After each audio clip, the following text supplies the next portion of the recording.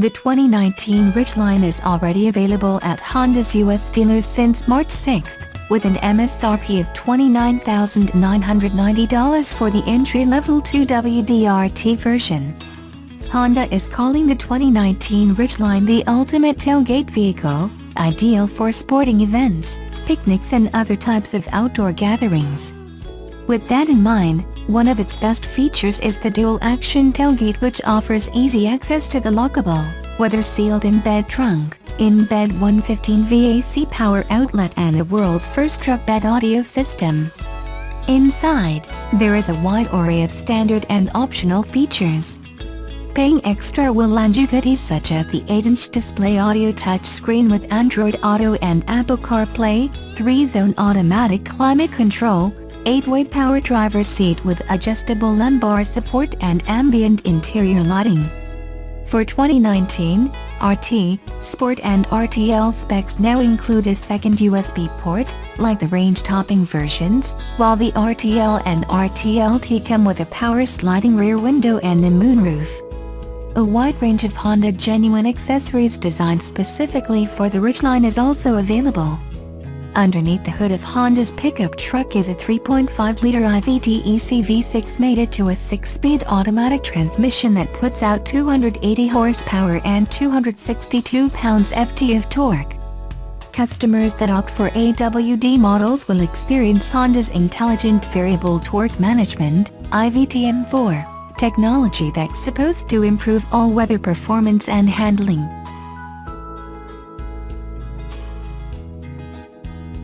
Elon Musk announced yesterday that Tesla Semi was setting out on its first cargo trip from Gigafactory 1 to Fremont factory, but he shared the news before the prototypes had actually completed the 5 to 6 hour-long trip.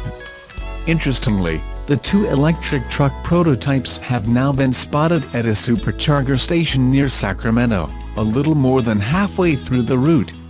There's a lot of hype around the Tesla Semi because if the specs and price point that the company is claiming are true, it would create a new standard and revolutionize the cost of freight transport. A Tesla Semi test program partner already said that performance specs are for real, but some people are still skeptical about the range, which Tesla claims can be up to 500 miles on a single charge with a full load. The vehicle is currently being put through a test program, and Musk said that he is even optimistic about beating those specs that competitors already don't believe possible.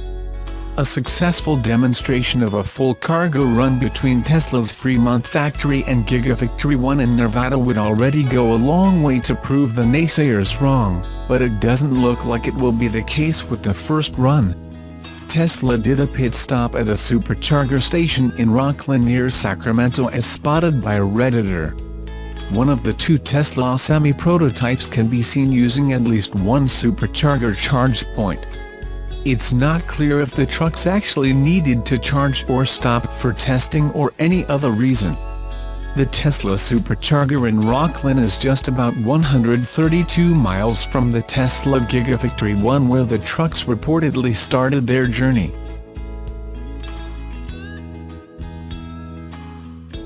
General Motors returned to the medium-duty market after a decade-long hiatus with the 2019 Chevrolet Silverado 4500 HD, 5500 HD and 6500 HD chassis cab trucks, unveiling the new line at the 2018 Work Trucks Show in Indianapolis on Wednesday.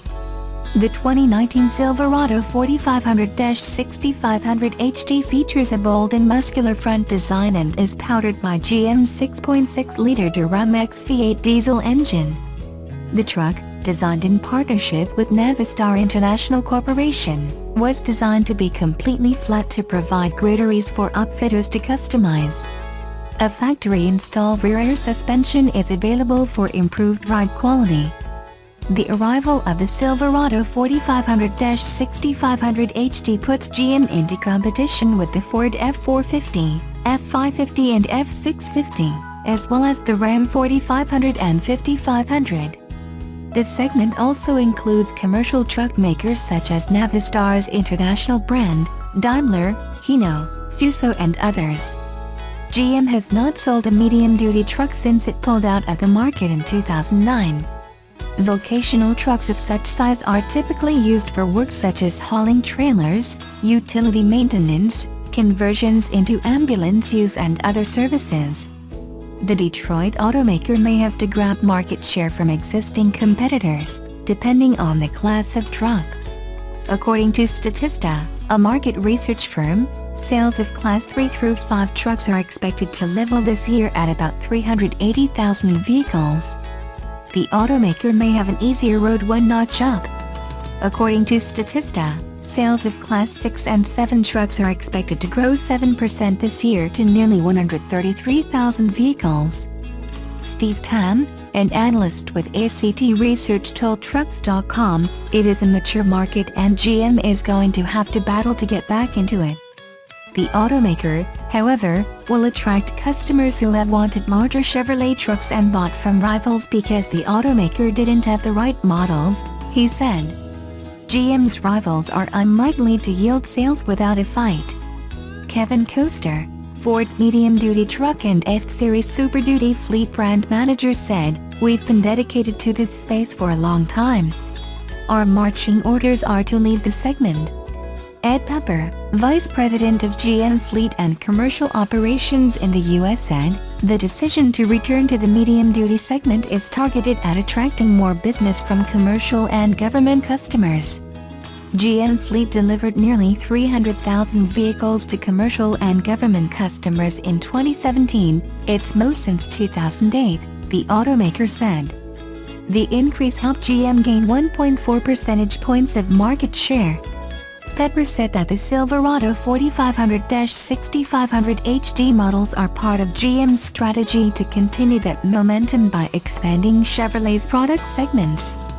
The idea that commercial customers prefer to buy vehicles of different sizes from one automaker, rather than purchasing one size from Chevrolet and another from Ford, for instance, is a common refrain among automotive executives. Pepper said, "The more choices we offer truck customers, the more we drive sales across our entire portfolio. That's because brand and dealer loyalty run deep in this business." GM will provide order guides to potential customers in spring 2018 with pricing to be announced in the summer. Production will begin by the end of the year. The automaker expects the new line of Silverado medium-duty trucks to be carried by more than 400 commercially focused Chevrolet dealers. The frame was designed to be completely flat and free of obstructions on top. Wiring is fed through the frame itself rather than on top of it. GM believes this will provide upfitters with easier installation and removal of bodies and cab styles. The trucks will also have lengthened frame rails behind the rear axle to accommodate long cargo boxes and a lightweight hood that provides greater access for maintenance and repairs. The Silverado 4500-6500 HD promise an improved driving experience compared with other medium-duty trucks thanks to a hood designed to increase visibility, good turning radius and the availability of the factory-installed rear air suspension. GM also installed the diesel exhaust fluid, or DEF, tank on the opposite side of the fuel fill tank to reduce refueling errors. John Schweigman, Director of Commercial Product and Medium Duty for GM Fleet, said, "These new Silverados are designed to solve the most common upfit and ownership challenges fleets have with many of today's medium-duty trucks."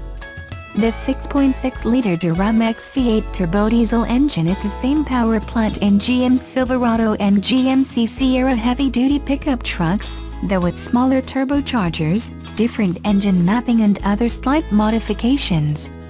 In the Silverado 4500-6500 HD, the engine has been tuned to 350 horsepower and 700 pound-feet of torque.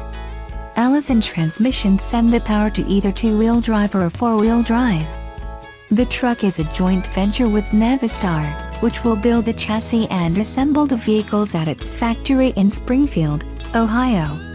According to Navistar, it plans to add 300 jobs and invest more than $12 million in facility upgrades and state-of-the-art equipment to produce the new vehicles.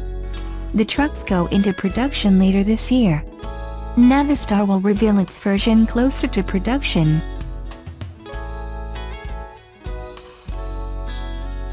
Plug-in hybrid vehicles such as the Honda Clarity are likely to play an increasingly significant role in the majority of automobiles in the near future. Still, Honda is hedging its bets when it comes to future propulsion systems and has also developed hydrogen electric and battery electric versions of the Clarity. For now, they're only available for lease in California and Oregon. The mid-size sedan is similar to the Honda Accord in length, width and height, but the Clarity is about 7.6 centimeters shorter between the front and rear wheels. The Clarity also weighs about 360 kilograms more than the Accord, mostly due to the heft of the lithium-ion battery pack located beneath the passenger area. The styling of the Accord and Clarity are somewhat similar, particularly when it comes to their swept-back roof lines, but the Clarity's slightly awkward-looking rear fenders, designed for maximum aero efficiency, have a negative effect on an otherwise passably pleasant shape. Also for aerodynamic and packaging reasons, the Clarity's rump is stubbier than the Accord's, but a glass panel below the trunk lid helps rearward visibility. The cabin shows no signs of any styling hiccups, however. In fact, the premium materials displayed throughout could easily pass for something from Honda's up-level Acura division. The centerpiece is an 8-inch tablet-style touchscreen that displays the available range in EV modes as well as the energy flow to and from the batteries. A power charge meter dashboard gauge shows the battery charge level and the energy consumption status between the gasoline engine and electric drive motor. As with all plug-in hybrids, the advantage over the non-plug-in hybrids is EV range. Officially, the Clarity can be driven for up to 75 kilometers before the lithium-ion battery pack is depleted to a point where the 1.5-liter gasoline engine fires up to assist. Its primary job is to keep the batteries charged, but under hard acceleration the gasoline engine also fires up to drive the wheels. Doing so will likely be the only time you'll hear and feel the engine operate, otherwise its existence is barely noticeable. In combined city and highway operation, the Clarity is rated at 2.1 liters per 100 kilometers. Recharge time is a claimed 2.5 hours using a 240-volt outlet. On its own, the electric motor produces 181 horsepower and 232 pound-feet of torque, while the gasoline assistant puts out 103 horsepower and 98 pound-feet of torque. Combined, there's 212 total system horsepower available. Comparatively, the Toyota Prius Prime plug-in system makes 121 horsepower, while the Ford Fusion Energy plug-in makes 188. Instead of a transmission, the Clarity is fitted with a single-speed controller, much like those used in pure battery electric cars. Driving the Clarity is a smooth and quiet experience. Power is decent for such a hefty sedan, steering is precise and the car's low center of gravity seems to help it hug the road. Drivers can select from normal, sport and econ modes. A separate HV button can be activated for all three. It's used to recharge the batteries to 58% of capacity before automatically switching off. Steering wheel mounted deceleration selectors act like hand-operated brake pedals to add or reduce the regenerative braking energy fed into the batteries. The Clarity plug-in hybrid is estimated to have a 547-kilometer range. Pricing starts at $39,900, including destination charges, with the usual assortment of comfort items plus automated safety technologies such as emergency braking and lane-keeping assist. The touring package adds leather-trimmed seats, heated and power-adjustable in front, faux suede dashboard trim and a navigation system. With Honda's intention to electrify 2/3 of its lineup by 2030, there's a lot riding on the Clarity's shoulders. It won't win over crowds on its looks alone, but its smooth and quiet drive might just be enough.